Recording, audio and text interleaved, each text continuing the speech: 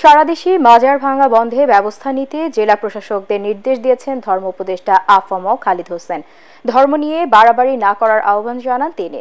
বলেন, শরিয়া আইনের কথা বলে কক্সবাজার সহ বিভিন্ন স্থানে নারী হেনস্থাকারীদের বিরুদ্ধে ব্যবস্থা নেবে সরকার। এটিএন বাংলাকে এসব কথা বলেন তিনি। রিপোর্টে জানাচ্ছেন মাহবুব কবির চপ্পল।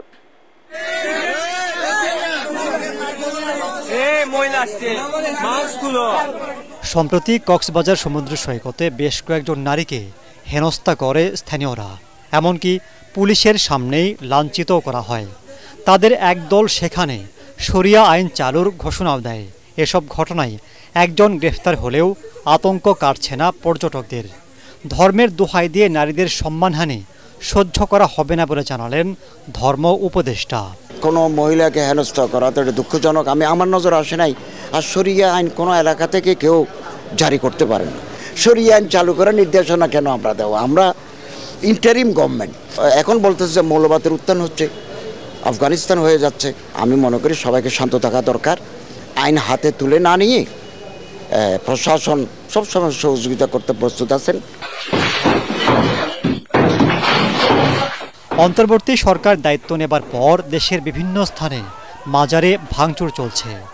মাজার ভিত্তিক ইসলাম বিরোধী কর্মকাণ্ড বন্ধের কথা বলা হলেও ভাঙচুরের পক্ষে নয় সরকার।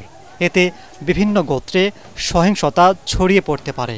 এ বিষয়ে ব্যবস্থা নিতে জেলা প্রশাসকদের নির্দেশ দিলেন ধর্ম উপদেষ্টা। মাজার এগুলো শত শত বছর ধরে পীর বুজুর্গ আউলিয়াদের কবর জিয়ারত করা তো সওয়াবের কাজ।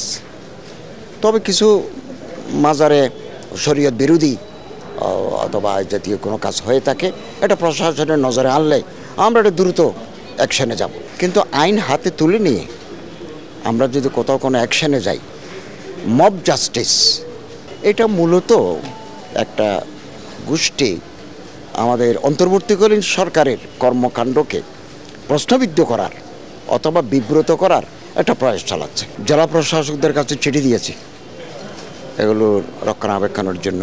ধর্ম নিয়ে বাড়াবাড়ি না করতে সবার প্রতি আহ্বান জানান উপদেষ্টা।